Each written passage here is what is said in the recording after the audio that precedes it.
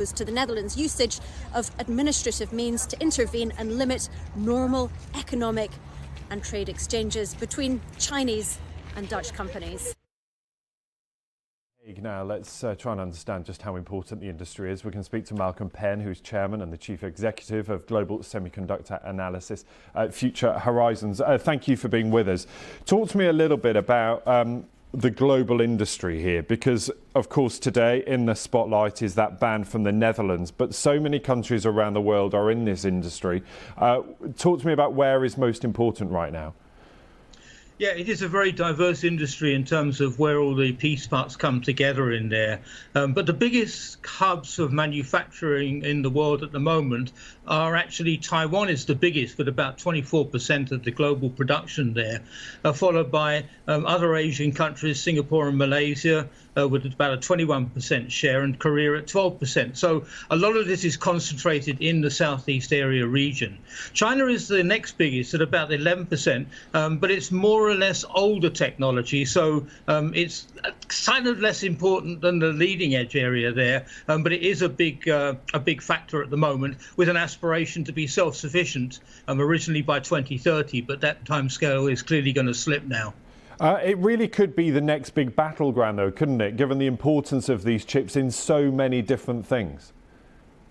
That's a big danger, I think, in the end of it. I mean, we don't need tanks and rockets and things like that. If you cut off people from their supply of chips, you bring the country to its knees very quickly. We saw that last year when we had the shortages, as you mentioned earlier. Everything was affected. And it's really hard to actually think of anything that doesn't have a chip inside it. So we do need these things, but they've been hidden from sight up until now, buried inside a plastic box or a tin box. You didn't know they were there. You didn't buy a chip, you bought the box that the chip was in, but without the chip, you don't have the product and you can't work or you can't play.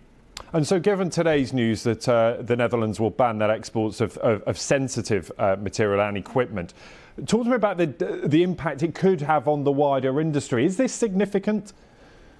It's significant for China because it would really further cut them off from being able to develop their technology to make the more advanced chips that you need for AI and for all of those new areas which are currently the real growth areas. So it would further cut them back from that there, because without that product equipment that you get from ASML, you really can't make the chips of that generation. So it would have a huge direct impact on China. As for the rest of the world, it would be more indirect way. How would China react to that? What would their repercussions be? Could they cut off the supply of chips to the West, for example, by indirectly putting pressure on Taiwan? These are more political questions than business questions, but the risks are there. Yeah, let's see what happens next. Malcolm, thank you. Good to talk to you. Thanks for being with us. Malcolm Penn there, the Chief Executive, Future Horizons. Thank you.